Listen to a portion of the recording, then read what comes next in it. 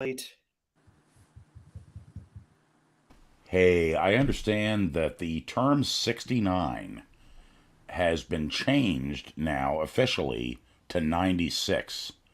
And that's because with the economy, the cost of eating out has gone up. Five, four, three. CGP Video Pictures presents Trek Tonight, Season 2. This week, Star Trek Film Series, Volume 5. With your hosts, Christopher Pitcher and Leo Byrne-Janicek. Featuring Angela Alverson. Tonight's review, Star Trek The Final Frontier. Now live from New York City, Wilmington, Delaware, and Los Angeles, it's Trek Tonight. Hey there, Trekkers. Welcome to another evening here with Trek Tonight. I have Angela Alverson here. Hi, Angela. Hello. And, of course, my good buddy, Leo Byrne-Janicek. How are you, Leo? Walking and talking. I'm walking. Yeah. Yeah. Woo-hoo. Camera Geek, which is our, as we know, as you viewers may know or recognize, is Keith Jacobson. Woohoo. Hi, Angela. Hey, I got my own shout out. Yeah, you did. You did. So here we are. We have, this is volume 5 of our film series, and we have the Final Frontier to talk about tonight. Woo! Now, again, Angela, you haven't seen this movie until we made you. Exactly. Totally worth the wait. Yes. Yeah. We try to. You could have waited longer. Yeah, we try to generally be as positive as we can on this show, and as I said on Facebook, it's going to be interesting because this really was not a great film. Yeah. I don't know. Leo, do you have anything off the bat that you want to say? Part of it is, and we discussed this briefly in the green room. At this time, there was a writer's strike, so they couldn't do any rewrites. Right. And it did seem like they couldn't get ILM to do their effects. They had to go to another house. Right. So some of it is a little janky. As I understand it, some effects weren't completed at all. That seems about right. Yeah. They originally, the character of Sybok, who spoilers for this film, is Spock's secret half brother. Yes. And he was played by an actor by the name of Lawrence Luckinbill, who Shatner saw on TV portraying Lyndon Johnson in some sort of TV drama. Yeah. And he was impressed with him. Now, they originally wanted to get Sean Connery for that role. Now, arguably, Sean Connery, here's the thing. Wait, seriously? Yes. I think it's actually, I don't know whether it would have elevated it on a camp level to have Sean Connery in it. I think it probably would, because the problem is, and we discussed this briefly last week when we were talking about Eddie Murphy. He wanted to be in a Star Trek film, and he was going to be in Star Trek 4. It's sort of this like conspiracy theory UFO guy. Right. But he instead decided to make The Golden Child, which, did he make the right decision? Yeah. No, it was Golden Child is not the highest of Eddie Murphy's film oeuvre, but I feel like the cast of Star Trek are stars of the Star Trek universe. Yes. And other than, they've all done other stuff, but this is sort of their neighborhood. This is sort of like being like the best theater company in a small town. And it's not that you're worse than the people in Broadway, but you are like here. So when suddenly somebody comes in who's a big star everywhere, it throws the balance of power over. And Yeah. I think Sean Connery would not. I think it might have elevated it, like I said, for its camp value, but I don't know if it would have necessarily elevated it as a film. And I have to say, upon second viewing of this, and this is, I believe, the second time I've ever seen it. Yeah. So when it first came out back in the day, Yep. and never looked back. But I have to say, upon second viewing, that Lawrence Luckenbill is actually not a bad actor. I think he did a I've got good job with what let's bring him up here. Yes. Yeah, there he is. All in the eyebrows, man. He's It an is. eyebrow actor. Yeah. They gave him those Vulcan is he eyebrows, missing a man. tooth? It looks like he's missing a tooth in that picture. I don't know.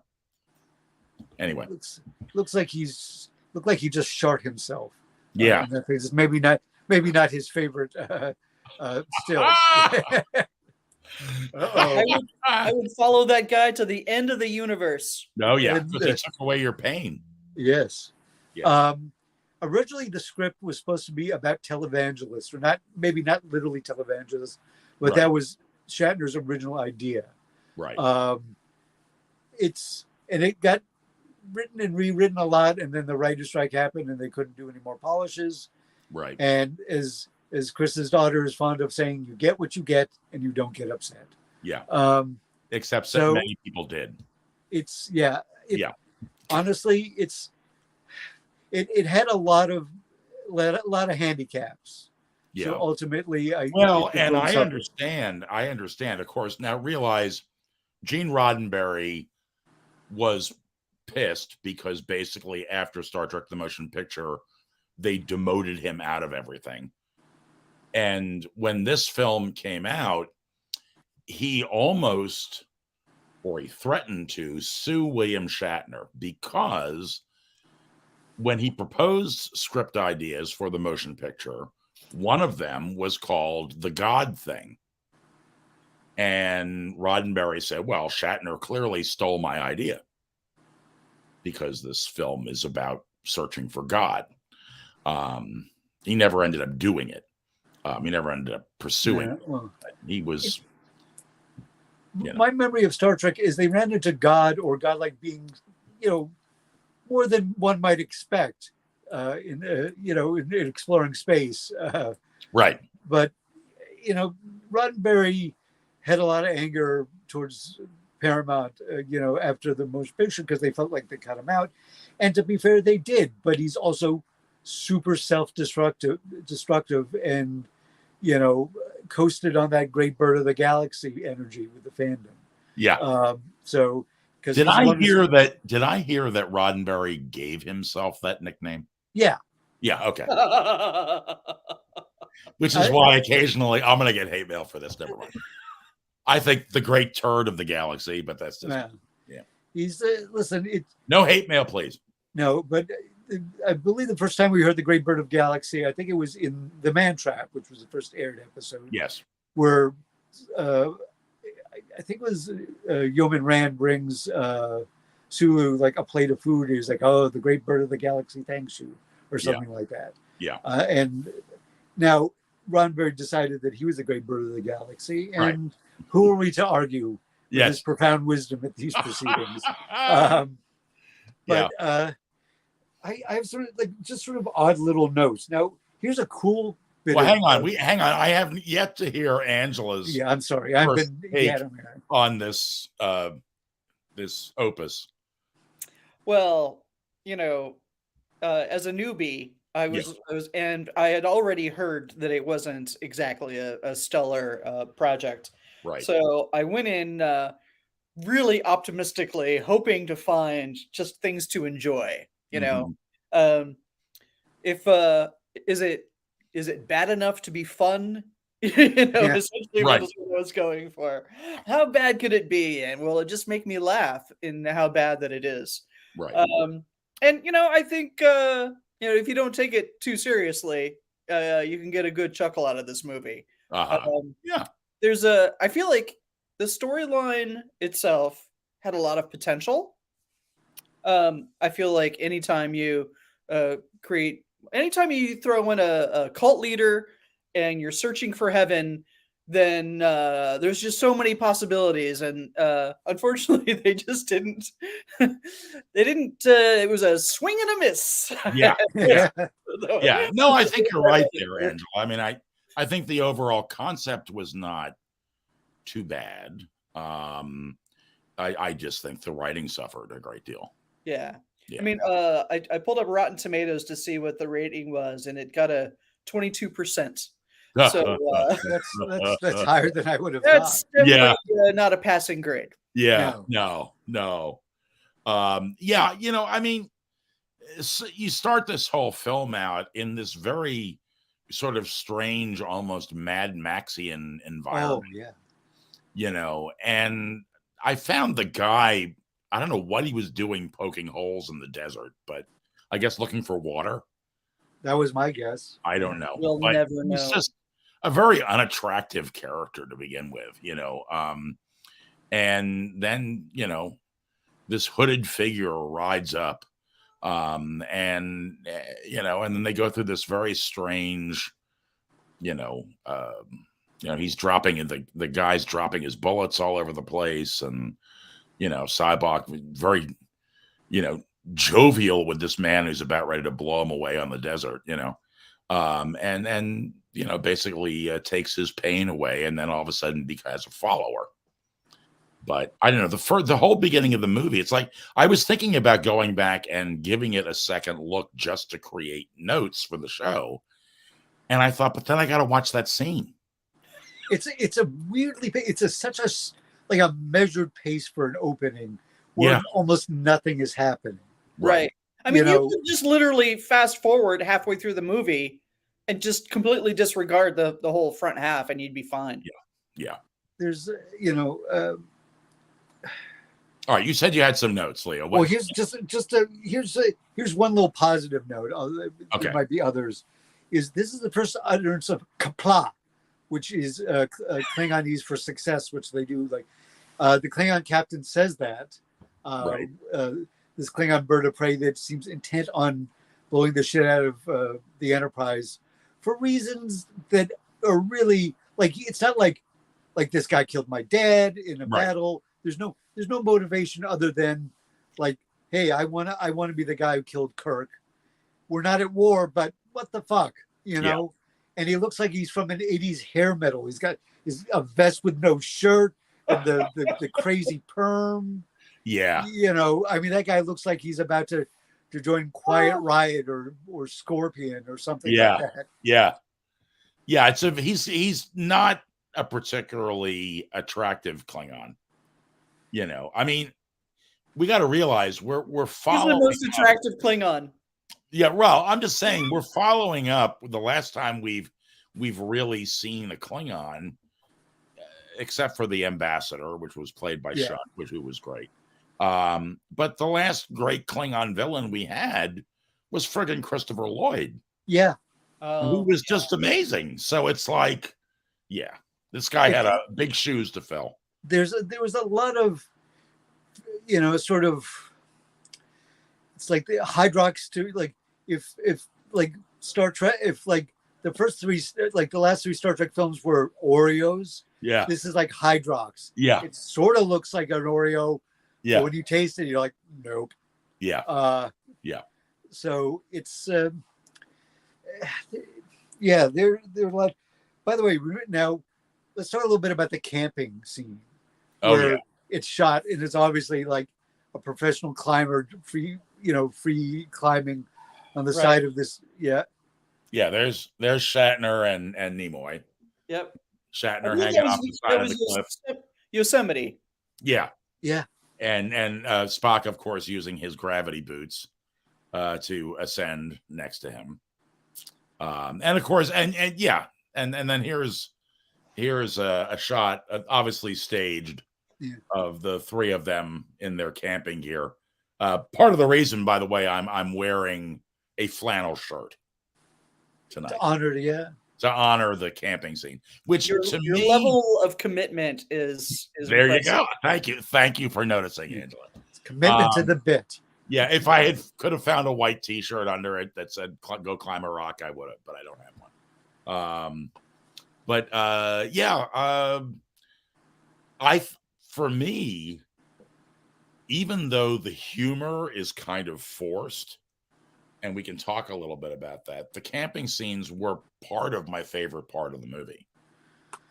Well, And that's just because I like seeing the three of them interact. yeah, it was sort of nice to see them be. I mean, the thing is, when you put all three of those actors and those characters together, they already have like a shorthand. They're like, you can sense their fellowship, if Right. you will, Right. and it can mitigate a lot of rough writing. Yeah. Also, just as a note, the marshmallow dispenser that Spock takes out, Kraft Marshmallows did a tie-in, and you could send away for one. You can still find them on eBay, and it will tell you. Part of me was like, "Oh, I kind of wish I'd gotten that," and then I'm like, "Oh, right, it was tied to this movie." Yeah. And it was, obviously not. It was a much cruder version, Right. than we saw in the film. Right. But yeah, it was kind of nice to see them do it. But it also got the impression a lot of the stuff that happened that Kirk does in this film are because Shatner likes to do these things. He's a bit of an outdoorsman. Well, there's horseback riding, and he's a big equestrian. Right. So I confess that I was rooting for Gravity. yeah,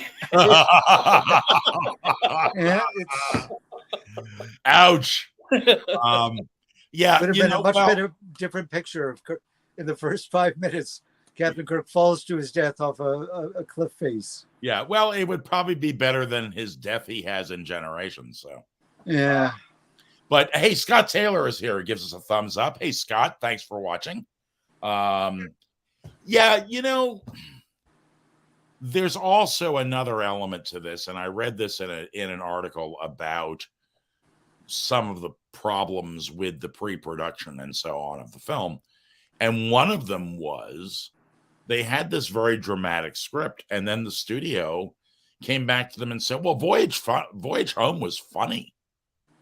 We need humor like that in it. So you guys got to go back and put some humor in this.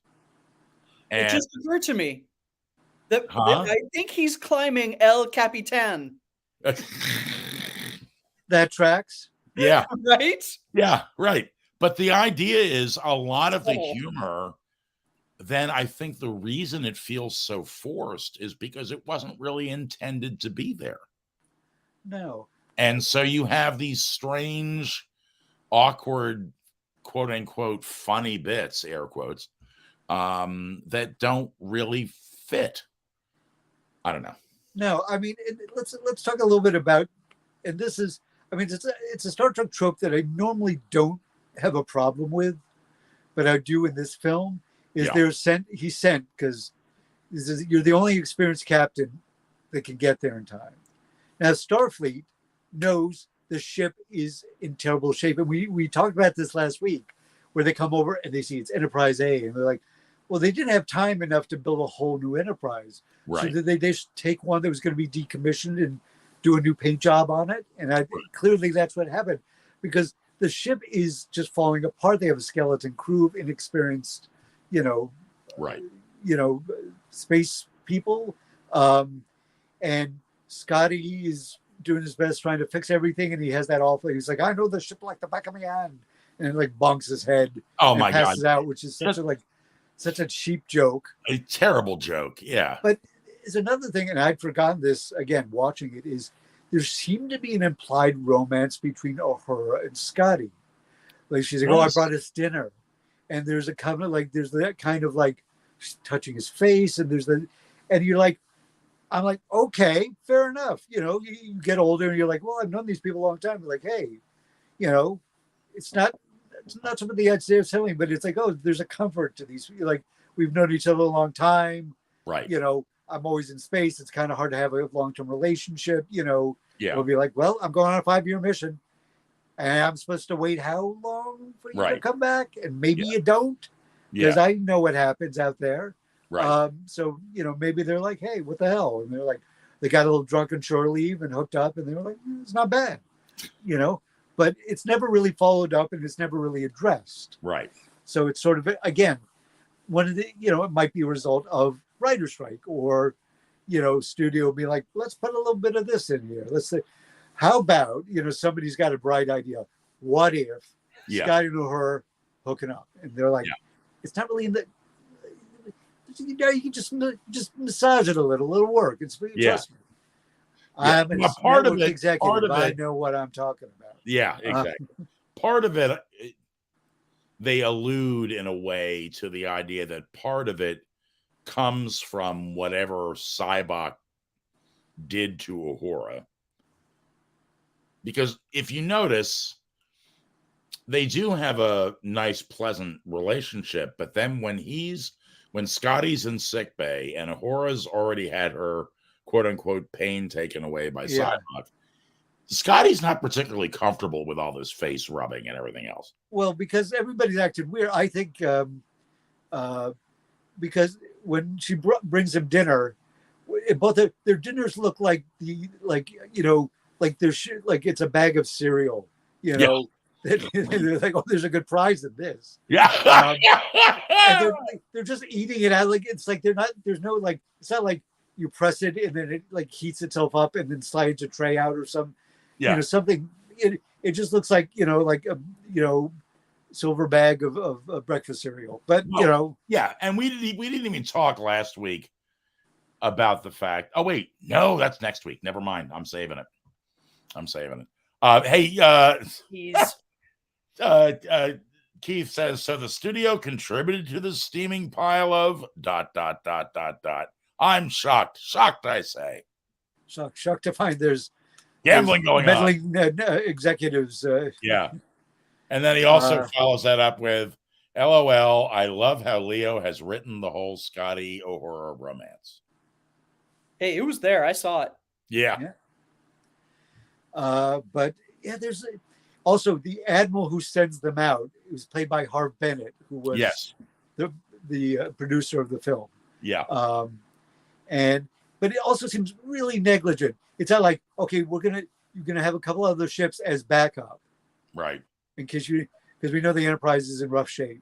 Yeah, we're gonna send this clearly almost not space-worthy ship with a skeleton crew. Here's an extra roll of duct tape. Yeah. Yeah. I mean, and they kept trying to find ways of preventing the things that would make it easier, like having the transporter be able to beam the hostages out. That should be like, there'd be, but they couldn't do it because the transporter wasn't working, which seems like, the kind of a crucial thing to have working when you leave to go on a mission. Yeah, to rescue people. Yeah. Yeah. So. Yeah, that felt very much like a poor bit of game mastering to me. There's a lot of well, I mean, Star Trek, they're always finding reasons why the transporter doesn't work. Oh, it's too much rock to get through. There's ion interference. I mean, there's all sorts of. All they had to say was this planet has a strong ion field around it, and it prevents transport. And then it'd be like, okay, we'll have to go down in shuttlecraft. And you're like, that seems like, as opposed to, like, Starfleet doesn't. Starfleet has had a lot of budget cuts, much like this picture, and it's if it's something out of their control, like a natural phenomenon, then you're like, I accept that. But if it's just like, we know you're not ready, but why not just put Kirk and company on a ship that is working? But again, we wouldn't have these complications, and I guess it would be too easy. Maybe, I don't know. Keith says the transporter chief takes off every third Wednesday. Yeah, it's in his contract. It is. Well, Keith would know because he's a union guy. It's true. Hey, so yes, they get there by hook or by crook, by the skin of their teeth. They get there. And then they decide, like you said, they have to go down in the shuttlecraft. So all of a sudden, we're going to get some action. Sure.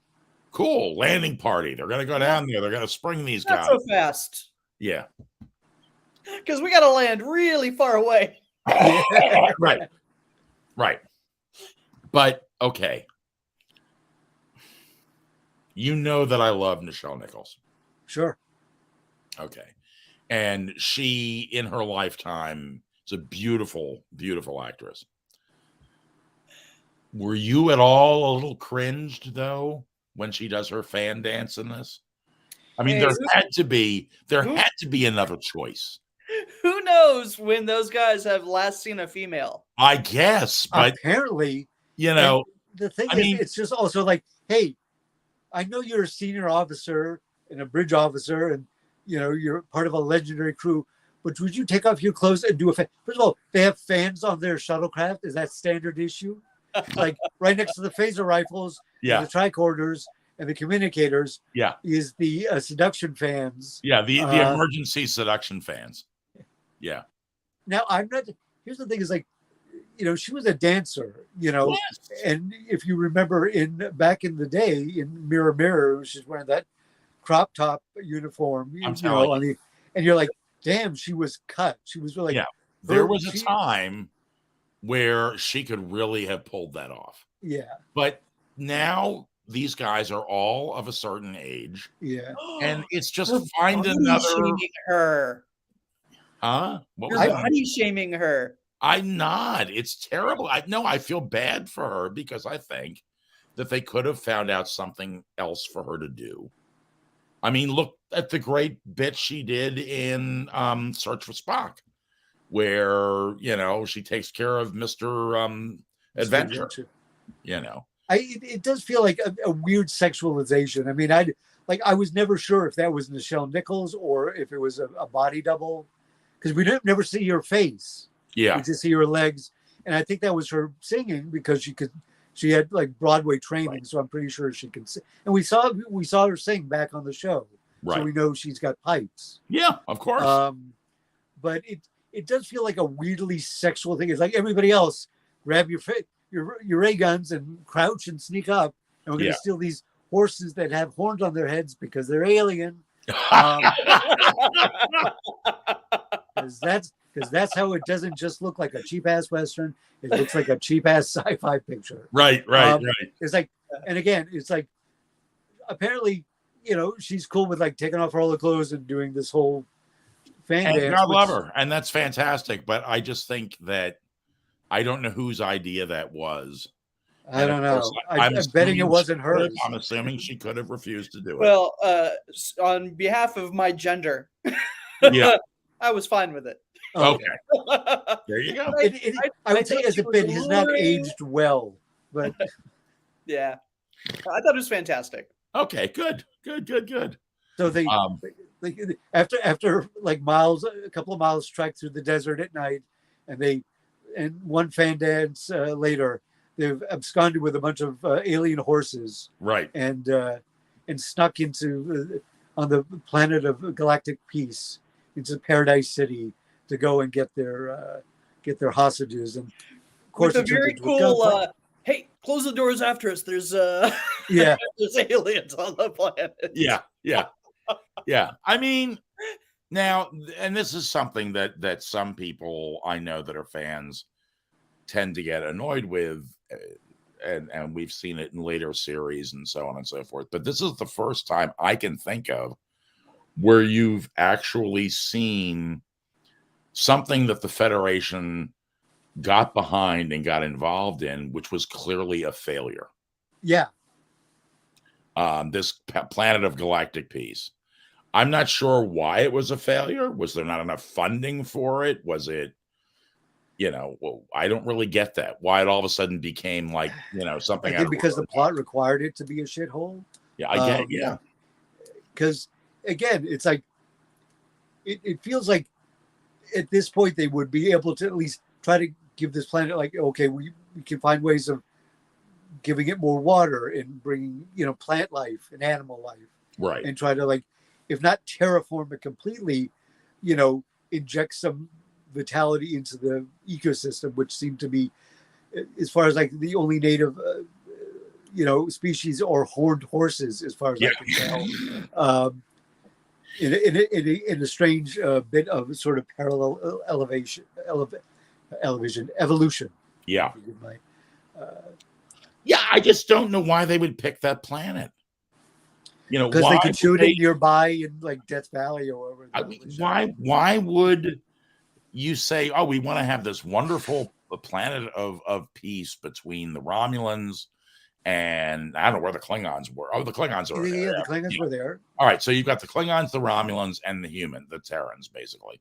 It's like, why would you pick this shithole? To do that in? You'd pick some beautiful Garden of Eden planet where it's supposed to be beautiful and everybody's happy to be there, and ambassadors would come from all over the place but instead it's it's Mad Max Thunderdome. It is. On the dollar store version. Yeah, the dollar store version. Yeah, right. And also, David version. Warner is the Terran ambassador.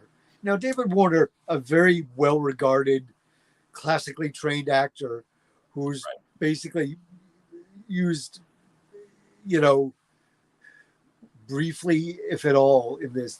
He has one scene where he's kind of like a drunk, and then, Sybok gets rid of his pain, and he's a lot more focused. Yeah. And by the end, he's sort of starting up a little romance. Again, these sort of romances that are sort of like implied, but not really, established between him and that Romulan ambassador. Yeah. And I think that actress was a newscaster, from what I read. Okay. And had done some modeling, and she's not bad, but she's not good. Like she has a very sort of like unnatural sort of delivery, which is not the worst thing in this film, clearly. But Kirk then fights a cat lady in the bar. Right. With 3 boobs. 3 boobs because... Oh, I missed the 3rd boob. Oh, yes. Not you know what, Angela? I missed the 3rd boob, too. I just read about it. So. I didn't remember the 3rd boob until I saw it again. I'm like, oh, okay. Yeah. And then he like drowns her like a pool table that's a literal pool. And I'm like, okay, Kirk's casual disregard for alien life. Yeah. And then they're all captured, and they, they go back up to the Enterprise, and Sybok does, to his credit, because he's a Vulcan and he's like twice or 3 times as strong as a human. He's fighting Kirk's fighting Sybok. Sybok is pretty much thrown around like a rag doll. Oh yeah. Which was kind of fun to watch, right. Because he directed this film. I shouldn't blame Bill, but there were so many problems with it. But we get thrown into the brig, and we find out Sybok is his. I mean, I'm sure they thought this was funny. He says, Sybok, but you don't have a brother. He says, that is true. He says, he reveals that he's his half brother, but in the most circuitous way.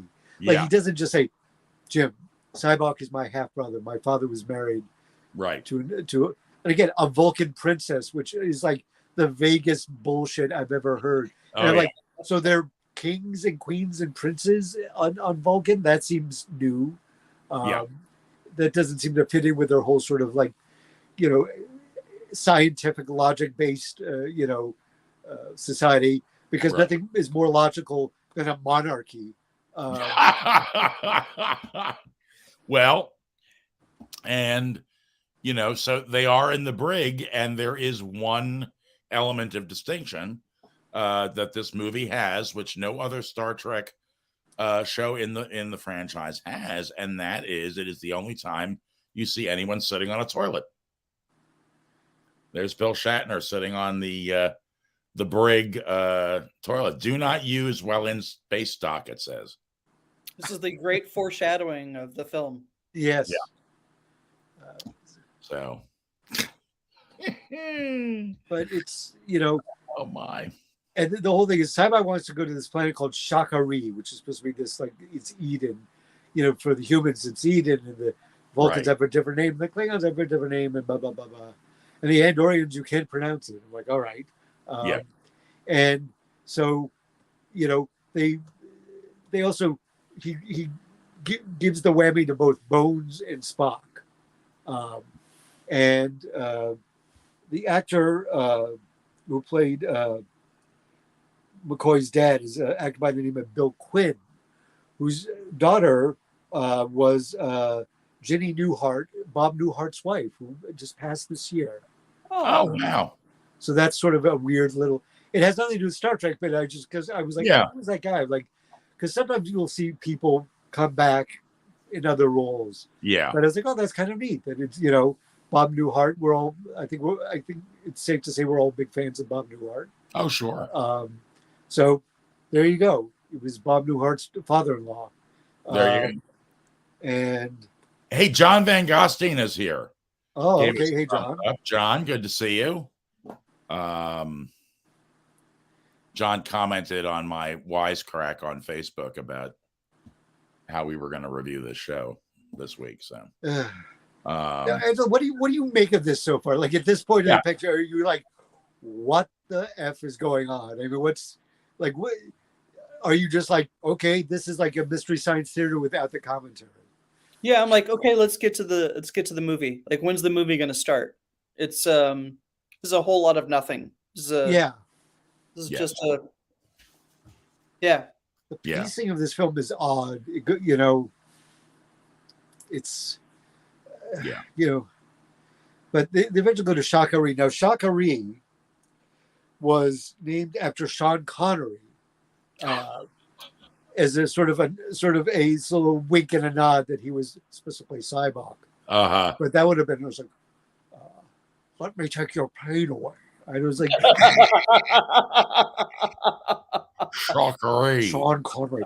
The thing about Sean Connery is it's not that he's more. I would say Sean Connery is more of a movie star than an actor, which is not to say he's not. But some people, because every part he plays, especially as he got older, like they all kind of had a very similar, they might be but they all had a very similar vibe. And I'm just curious if he'd been in it. It just would it have been so like Lawrence Luckett at least is giving us all trying to play this brand new character who we've never heard of. Right. And he's doing giving it the college try. And like I said, I think he's doing a good job with what he has, which isn't a lot. But I wonder if Sean Connery did it, whether we'd all been like, we would all have just start laughing every time he spoke because it's just Sean Connery. Well, and let's face it, part of the reason beyond the fact that this movie was not particularly well written and crafted, it was also that summer up against things like Indiana Jones and the Last Crusade, which had Sean Connery in it. Yeah. So, which is, I think, the reason why he couldn't do it. Probably. I would imagine. And this film was actually the 10th highest grosser of the year, which doesn't, I'm sure by studio, because the first weekend they did really good business because everybody wanted to see the new Star Trek picture. And I remember, I think Chris was with me, and probably Craig and a number of our other friends. We went to see some movie in Times Square, and they had a preview for Star Trek: The Final Frontier, and the trailer looked really cool, and we're all like, "Oh, I can't wait to see that." I don't remember what picture we saw, but we're like, "Oh yeah," and we saw it, and we're like, "Oh my god!" Yeah, It's Keith says he didn't know that this was made during the writer's strike, and one wonders what it could have been if they had held off until the strike was over. I think it could have. This script definitely needed a few more passes. But it's again, like a lot of things feel like stuff shows up and then just never gets mentioned again, and just sort of, also, I remember the one thing that really irritated me, and this is such a weird little fanboy moment, when they zip up the turbo lift shaft from the bottom of the ship to the top of the ship. It was like, Deck 79. I'm like, 79? Yeah. How big is the Enterprise? Yeah. It feels like that, like if a building has 79 floors, that's like, that's like $5 million for an apartment. Yeah, right. Yeah. That's a lot of decks. Yeah. It's just like nobody was paying attention. Yeah, there was a lot of... I mean, we all know that the Enterprise does not have 79 decks. That's ridiculous. Of course, the new, Kelvin timeline, the engineering was made in a brewery. So, Yes. yeah. Well, that way you can go faster than light and still have a good beer. That's exactly right. Fresh beer. Hey, guys, we got to cut away just for a second for some words from our sponsors, quote, air quotes. But we will be right back after these words.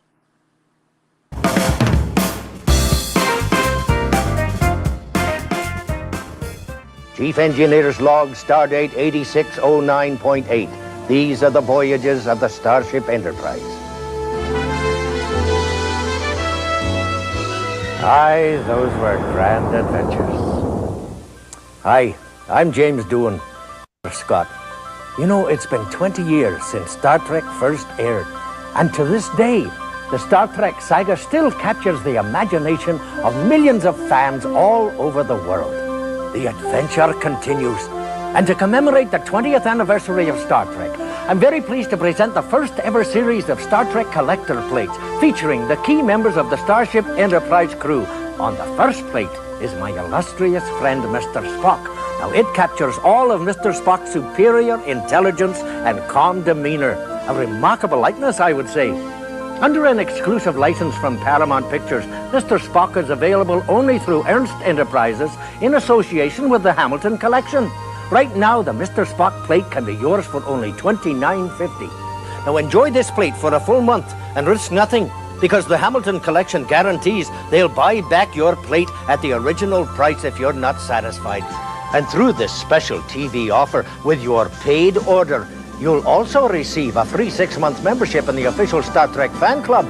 You'll be sent free the club's bi-monthly magazine and newsletter, plus lots more.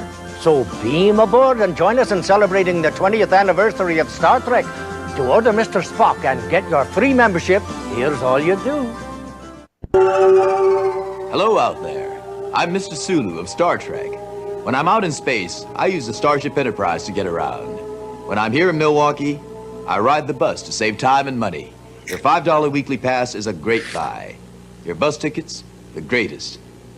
Take it from a man who knows. Your Milwaukee County transit system is really out of this world. Come ride with us on the bus. At Sharp, our goal is to reproduce every color in the world on TV. Introducing Quadtron Quad Pixel technology. It adds a 4th color, yellow, to the standard RGB color system, creating a vast array of colors you can't see with your TV's 3-color technology. But you can see this. Whoa! Oh my. Quadtron from Sharp. You have to see it to see it.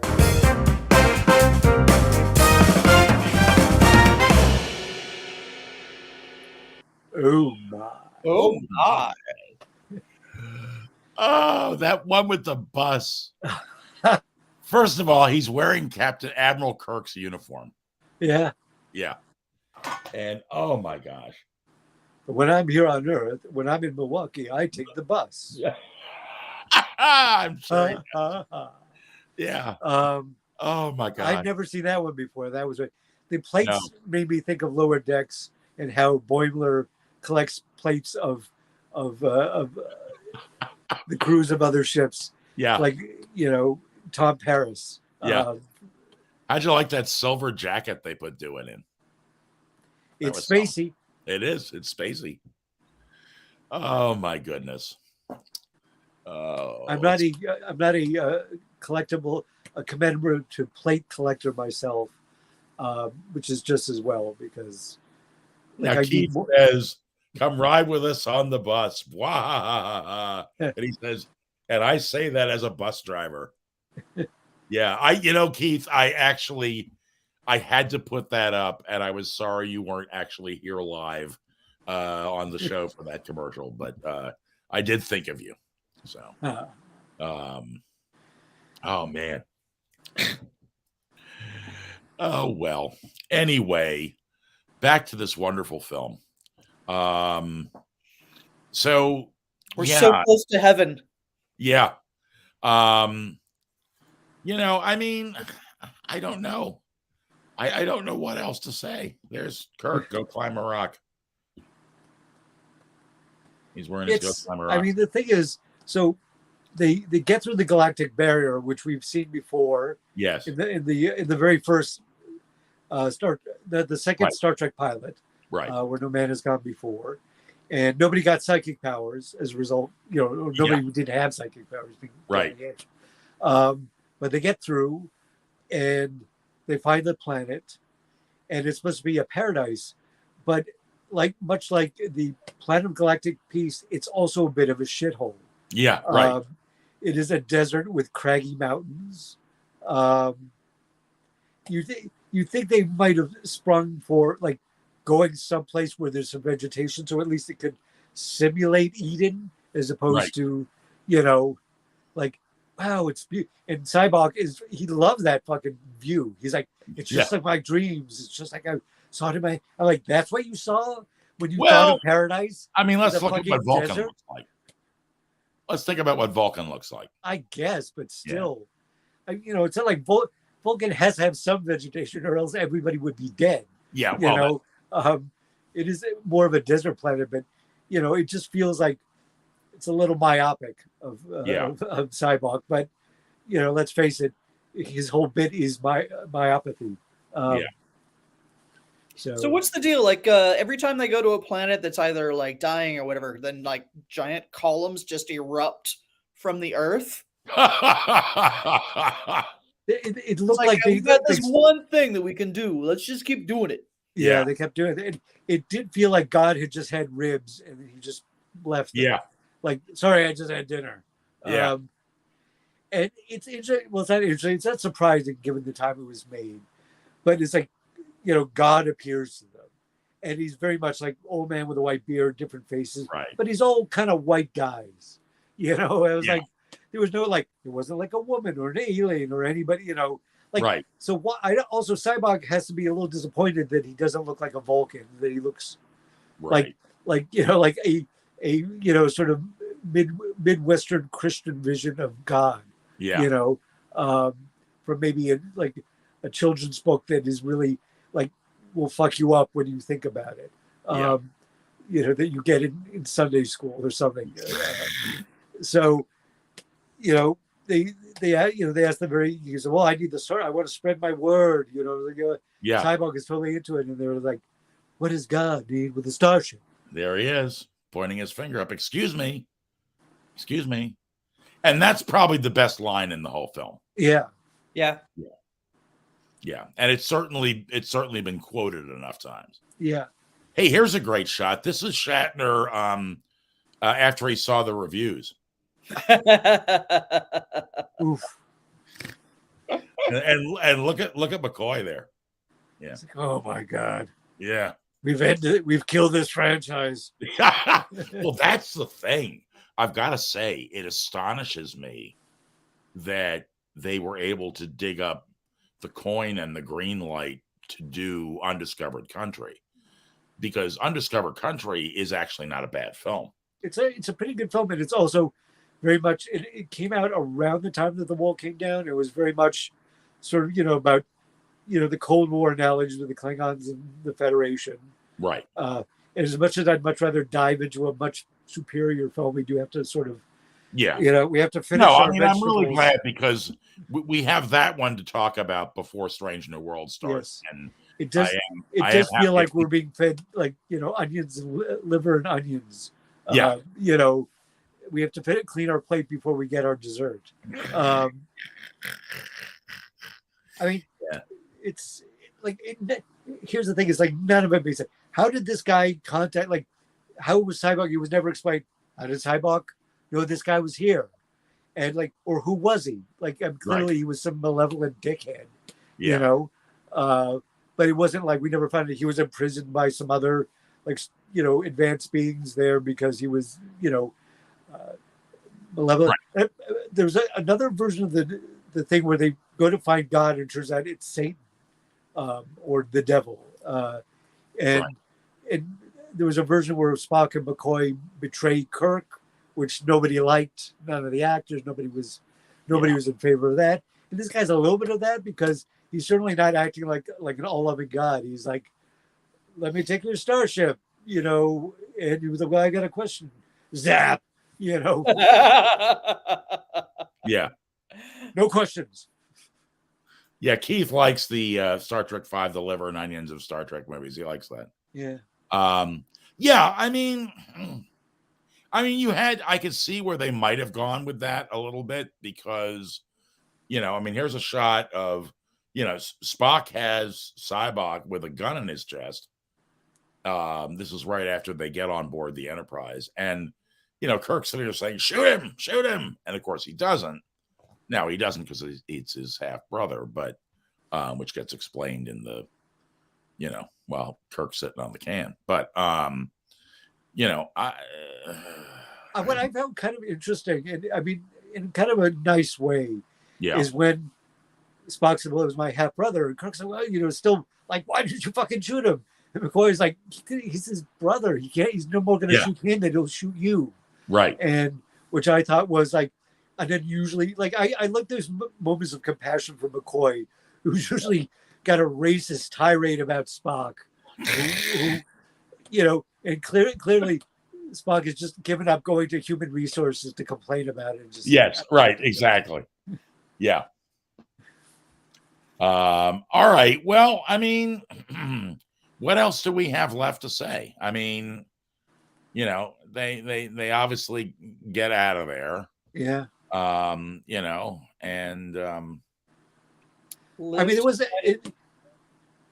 sorry, I keep. Oh no, they live to, you know, go on further adventures. It was just they do. Yeah. But Spock and McCoy get beamed up first because he's got the transport working sort of. He gets those out, and of course Kirk stays behind. He has a dramatic moment with, you know, and they fire photon torpedoes at God and kill him. I guess I don't know. It's a little unclear. Yeah. But then the Klingon ship shows up, and you know, there's a bit of, you know, the drunken Klingon ambassador pulls rank on this guy. Yeah.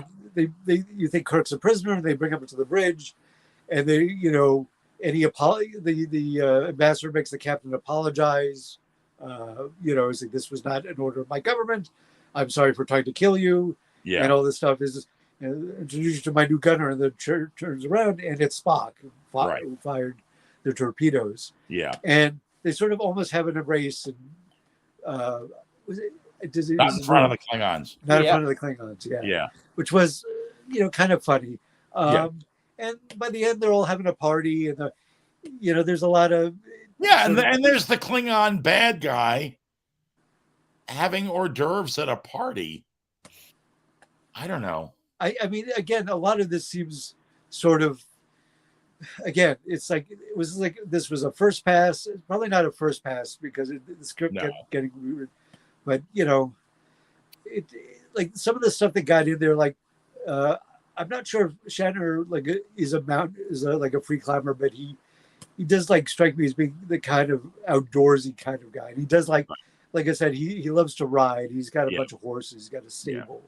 So he was like, you know, he decided like, oh, I want to ride. You know, I think Kevin Cook should ride a horse in this. And they're like, sure, okay. Yeah. But they have they have their little camping trip, which also feels like, you think by the 23rd century they might have like some really high-tech tents that might, you know, be more like a place you could walk into and sit down, and, you know. Sure. Yeah. And then Sulu and Chekhov are just wandering around Yosemite, lost. Right. The navigator and the helmsman, no idea where they are. And so, you know, I'll send a ship to pick you up. Right. Because the transporter isn't working. As well, you're safe with me. But the thing is, like, it's not the Enterprise is the only place with a transporter. They could have had the space dock beam them up, and then they could have taken a shot. Like, it just felt like they were just like, Chekhov's, oh, we're in the blizzard, and it's like, like everybody sort of acted dopey in this film. Like, nobody was like, and it's a little disappointing, you know. And also, like, why were they? So were they tagging along to the other, camping trip and just I got don't know. lost? They had no packs. But again, I think that's where the script suffered from having them say we want humor in it. Yeah. You know, and then you had these forced moments with, them making snow sounds and things like that, to avoid having to get beamed up. It's like, I don't know. It's listen, there's Star Trek episodes that I love and some that I'm not crazy about. Yeah. Yeah. They can't all be, home runs, Right. especially when you're doing 26 episodes a season. Right. There's gonna be a few little cards in that deck. Yeah. But this is it, and like I said, a lot of people like to sort of make fun of Shatner, her directing this, but I will say that given the amount of handicaps that were placed on this, yeah, I think even Leonard Nimoy would have had a hard time pulling, polishing this turn. I agree. I mean, I just early on in the week I was writing to Leo because we were just both saying, I'd we were acknowledging that we had seen the film, and Leo's response was just, "I'm sad." Yeah, I said, I'm like 10, 15 minutes into this movie and I'm already sad. Yeah. Yeah. That opening scene, partly because it's so weird and slow. Yeah. And it gives you if it gave you the information half that time, right, it lets you be like, oh, something kind of interesting is going on. Maybe, but here's a little other tidbit. If you remember when they first get back up to the Enterprise, and Kirk takes off his camping gear and he gets the jacket, the Kaz jacket. Right. There's a young female officer who has this crazy beehive, thing. Now that was played by Melanie Shatner, William Shatner's daughter. Oh. All right. But she is credited, at least on the internet, that character is credited as Janice Rand, even though she is clearly old enough to be both Kirk and Shatner's daughter. Right. And let's call Janice Rand as maybe being slightly younger than Kirk. Yeah. Maybe 6 years younger, as opposed to right, somebody who could be his daughter.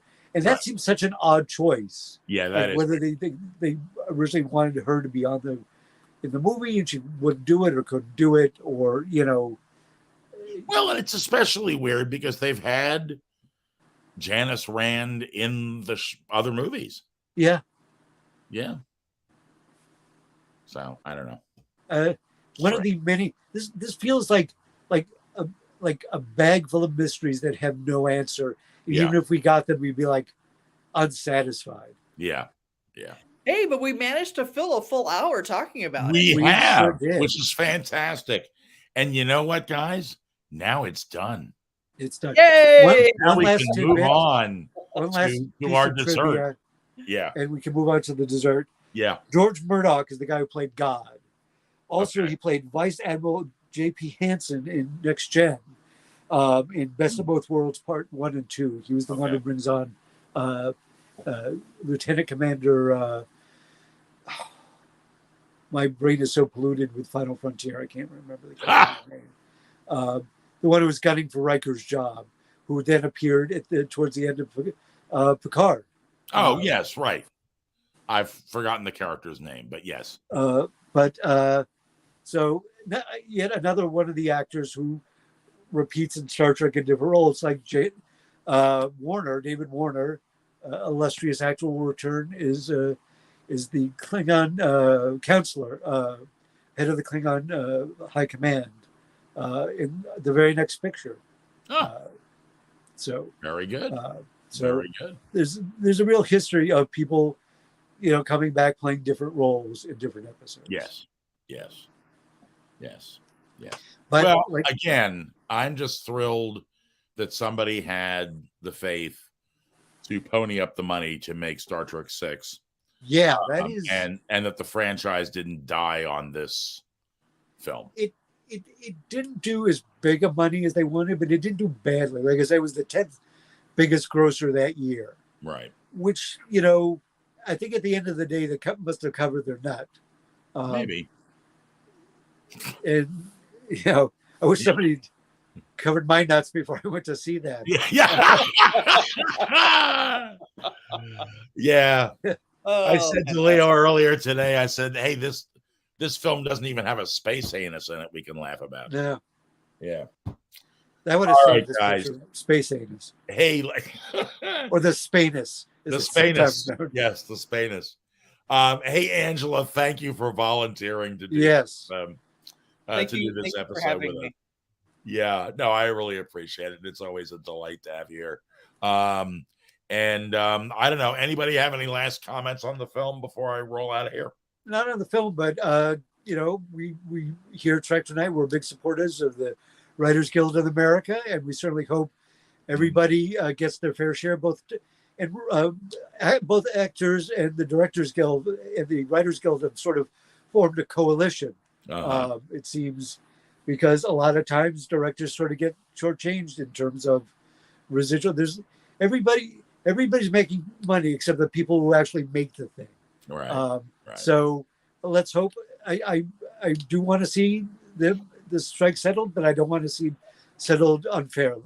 Yeah, there you go. So you go. let us. Hey, you know what Keith says?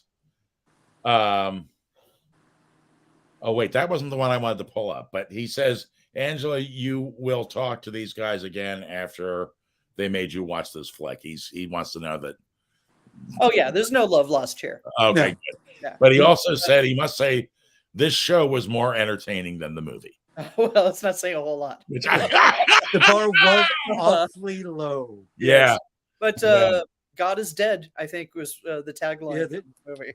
They've murdered God, and now it's time for drinks and aperitifs. Drinks and appetizers with the Klingon. Yeah, exactly. Oh, some Klingon jalapeno poppers. There, yeah, little deep fried gawk. Okay. Yeah. All right, guys. Next week we'll be back with Undiscovered Country. And then the following week, am I right? That's when Strange New Worlds drops, which I'm very excited. Well, Undiscovered Country, and we do have Generations. We have Generations. Oh, okay. We have 2 weeks until the premiere of Strange New Worlds, which we're all very excited about. Here but we will be visiting Generations, which was the bridge between TOS and the Next Generation. Yeah. It's maybe not the best film they've made, but it is much better than what we just made ourselves watch. Yes, exactly. Yeah. Angela, I apologize, but you did volunteer. Perhaps should we have warned you? Perhaps. Yes. And well, I kind of did, because I said, does anybody want to do this show? Because we had another fellow who was going to do it and then said no. He said I couldn't sit down and get through the whole film, so in one sitting. So anyway, what else was I going to say? Podcast version of this show will drop tomorrow. And thank you all to our podcast listeners. We're very excited. The podcast seems to be doing pretty well for a brand new offering. So we're very happy about that. Please review us and write a review that helps more people see our show. Yes. Just like please follow and subscribe to us on YouTube. More people do that, the more the algorithms, put us forward. So, if you like us, just, give us some 5-star reviews. We very much appreciate that. And don't forget, you can write to us at Trek Tonight 2022 at gmail.com, all lowercase. And we will be delighted to read your emails and read them on the air. And there was something else I was going to say, but now I don't remember what it was. Oh, well. Memorial Day? Yeah, happy Memorial Day. That's Yeah, right. have a good Memorial Day. Yep. Oh, Keith reminds us that we do have a Discord. Yes, we do have a Discord. If people want Yes, to we do sign up, Yep.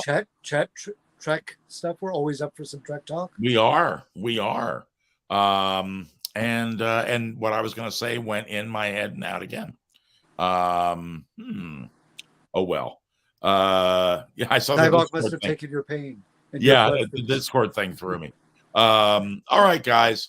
I'm going to roll us out of here. Have a great week, everyone.